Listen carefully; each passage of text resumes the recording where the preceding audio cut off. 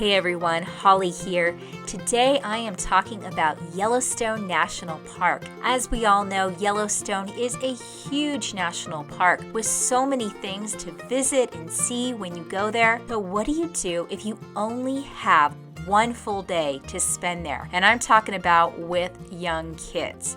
So in today's video, I'm going to talk about how to utilize your time the best there if you only had one full day with little kids and what is the best route to take. But before I get started, if you have not subscribed to my channel, please do so right now. I got a lot of great stuff on the way. Okay, let's talk about one full day at Yellowstone with kids. Make your very first stop at the Old Faithful area. This area is going to get so busy as the day moves on, so you are going to want to hit this area first thing. Now, besides Old Faithful itself, there is a lot of geysers in that area, so you can easily spend half a day in that area. But when you first get to the Old Faithful area, check out when Old Faithful is going to erupt and try and see that first show, because like I said, it gets really crowded over there as the day goes on. You will definitely not regret getting a front row seat for when Old Faithful erupts. Enjoy the show while you're there. Take it all in. It's definitely worth seeing, and seeing in a good seat if you happen to get one. It's definitely something that the whole family will enjoy. I know our kids definitely got a kick out of it. After you are done watching Old Faithful erupt, hit the trails, make sure you pack some water, maybe some snacks, and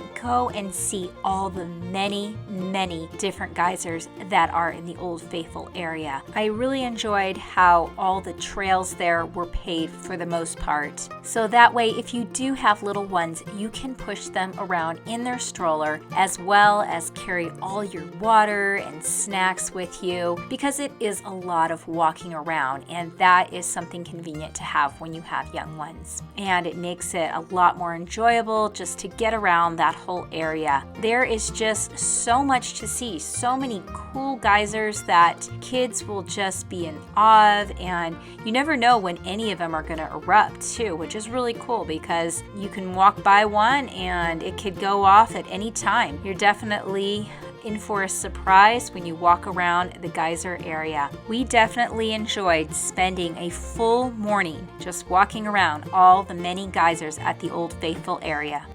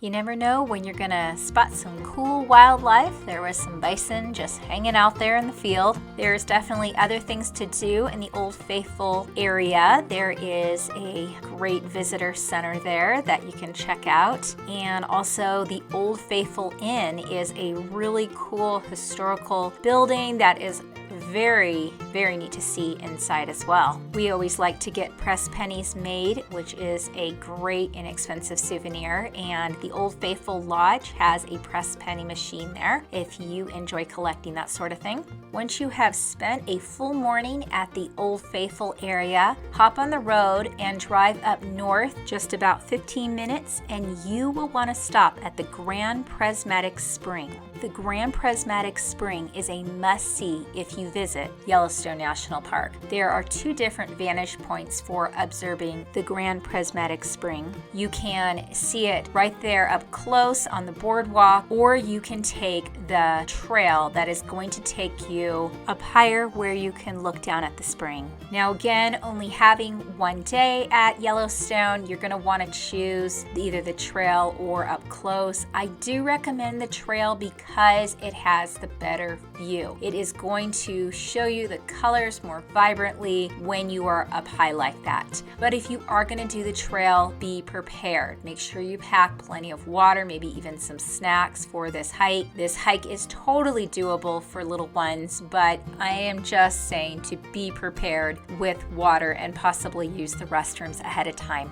Also, parking at both places can fill up fast, so you might have to wait for a parking spot as well, is something to be aware of. And once you have checked out the Grand Prismatic Spring, hop in your car and drive a little over an hour to the Canyon Village area. And there you will want to check out the upper and lower waterfalls in this beautiful canyon. It is a must-see, I think, for visiting Yellowstone National Park. Towards the end of the day, it's not going to be as crowded over there, and there are a lot of great hiking trails you can do, small trails you can do to see the waterfalls from different vantage points. So it is definitely worth checking out. A lot of great photo opportunities. Now the lighting might not be as great the later you get there, but it still is very spectacular, and we still really enjoyed what we were able to see when we went at the end of our day at Yellowstone. So definitely check out the upper and lower waterfalls in this beautiful canyon of Yellowstone.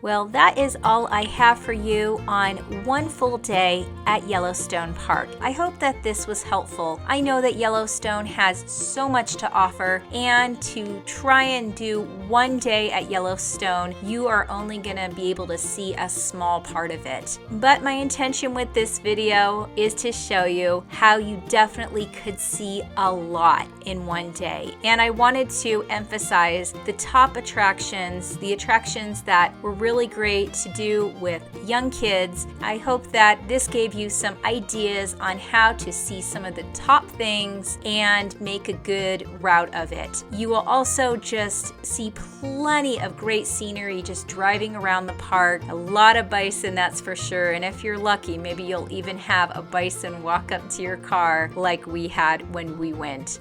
If you enjoyed this video, please hit the like button. And again, don't forget to subscribe. I hope you are busy planning your next great adventure, and I hope that you have a wonderful day.